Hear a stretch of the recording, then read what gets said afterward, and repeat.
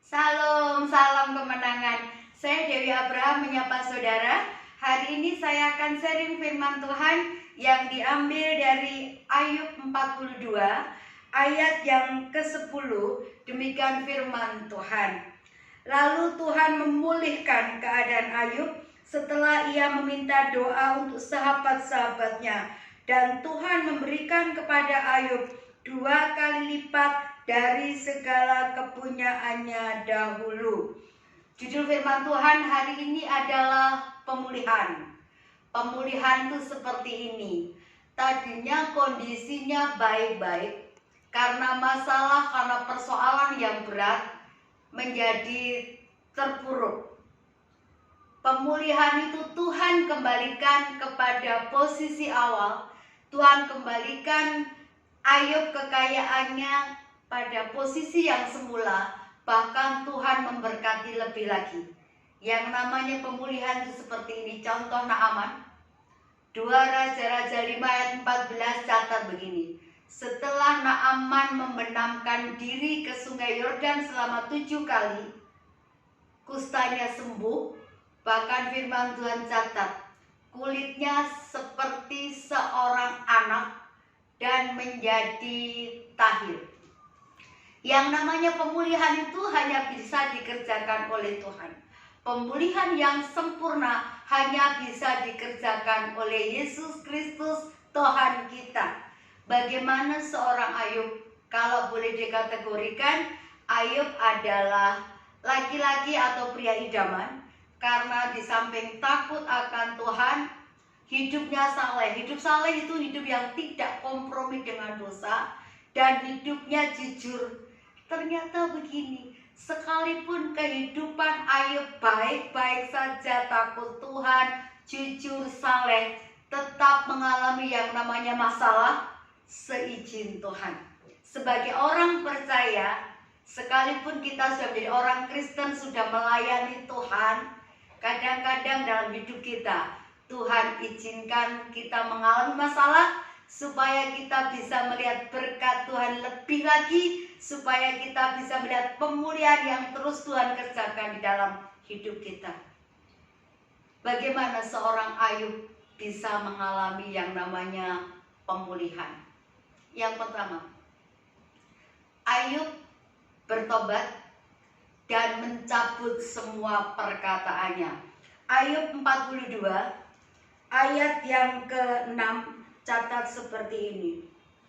Oleh sebab itu aku mencabut perkataanku, dan dengan menyesal aku duduk dalam debu dan abu. Ketika masalah terjadi, anaknya mati, hartanya habis, bahkan istri yang dicintai tidak memberikan dukungan. Kutuki Allahmu dan matilah. Kondisi Ayub benar-benar terpuruk. Dan ketika proses terjadi, Ayub punya sahabat baik yang harusnya mendukung dalam keadaan susah, ternyata ikut memojokkan Ayub, ikut menghakimi Ayub. Sahabat yang baik itu harusnya berdiri, menghibur kita, menguatkan kita pada saat kita terpuruk. Tapi Ayub alami ini. Sahabatnya mengatakan begini, kamu tuh pasti ada dosa. Ketika dalam keadaan terjepit, Ayub sempat mengeluarkan kata-kata seperti ini, minta keadilan Tuhan. Aku sudah hidup baik, aku sudah hidup benar, tapi kenyataannya aku mengalami masalah. Saudara, tanpa kita sadari, kadang-kadang ketika masalah terjadi, kita bisa menyalahkan Tuhan. Kita bisa sombong, seolah-olah kita ini mengalami masalah bukan karena kita salah. Hati-hati, kesombongan itu kadang-kadang dalam hati pun kita bisa sombong. Ketika masalah itu terjadi, Ayub sempat salah dalam perkataannya.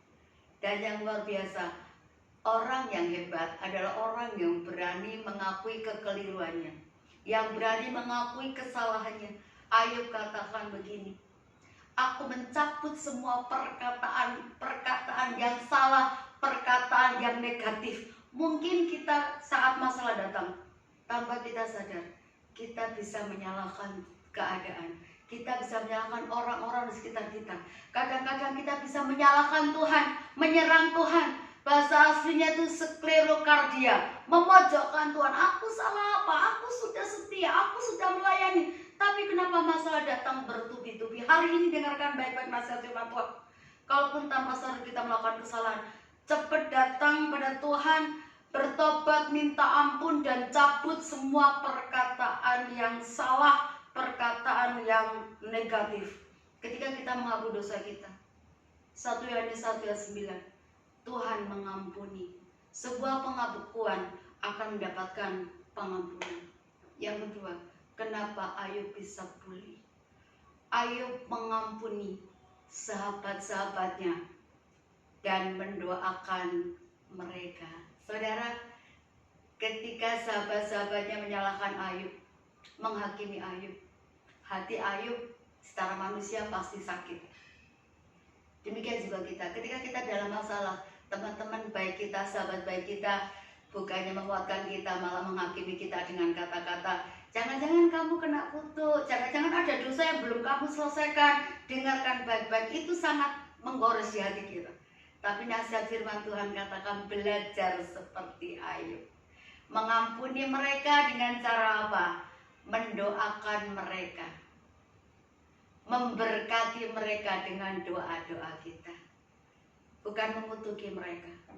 Ketika kita dalam posisi terjepit, sadari bahwa kita ini terbatas, kita ini butuh Tuhan yang sanggup pulihkan keadaan.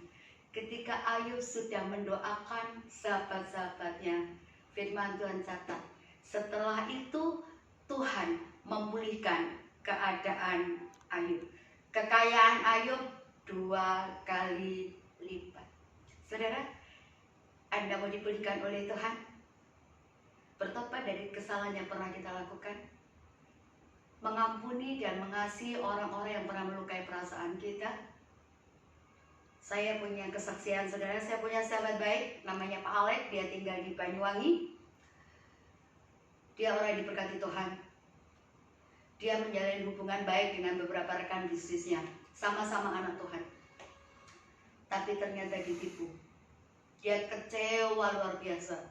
Posisi dari diberkati sampai posisinya terpuruk dan tidak punya apa-apa lagi. Semuanya sampai diakunkan di bank, rumahnya, rukonya.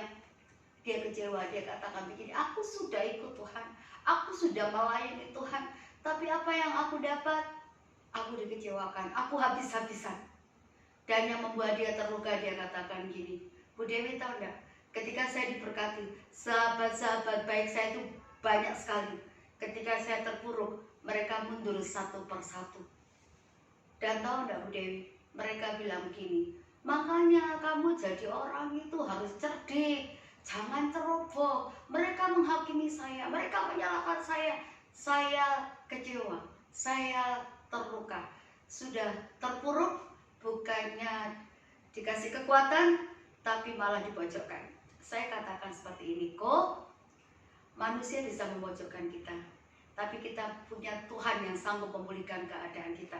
Dengarkan apa kata Tuhan, dengarkan apa kata firman, karena hanya kata firman yang membangun kita, yang membangkitkan kita. Dan ketika kita percaya kuasa firman, firman itu yang akan memerdekakan dan memulihkan keadaan kokoh. Dia kata kali ini, Bu Dewi, kalau khotbah gampang ya, tapi untuk melakukannya susah. Saya bilang, kok dengan kekuatanmu kamu gak mampu, tetapi ketika Koko minta kekuatan Roh Kudus itu akan memampukan Koko untuk tetap mengampuni, untuk tetap mengasihi, untuk tetap mendoakan dan memberkati mereka. Memang gak gampang, tapi dia bilang, oke, saya belajar. Saya terus mentor dia. Dia belajar mengampuni orang yang sudah menipu dia. Dia belajar memberkati dan mendoakan orang-orang yang pernah menghakimi dia, sahabat-sahabat yang pernah memojokkan dia. Tidak butuh waktu lama. Dalam waktu 4 tahun, keadaan Ko Alek pulih. Dan ketika dia membeli rumah barunya yang ada di Banyuwangi, dia undang saya untuk pemberkatan rumah itu. Dan dia katakan begini, terima kasih nasihatnya. Kalau hari ini saya melihat berkat Tuhan, dan saya melihat pemulihan yang Tuhan kerjakan dalam hidup saya, karena saya mau belajar taat sama firman Tuhan. Saya bertobat dari kesalahan saya. Saya mengampuni dan mendoakan orang-orang yang pernah mengecewakan saya. Hari ini apapun yang kita alami, percaya Tuhan bekerja. Tuhan sanggup memulihkan keadaan Ko Alek. Tuhan juga sanggup memulihkan keadaan saudara sekalian. Tetap semangat, Tuhan Yesus memberkati. Salam.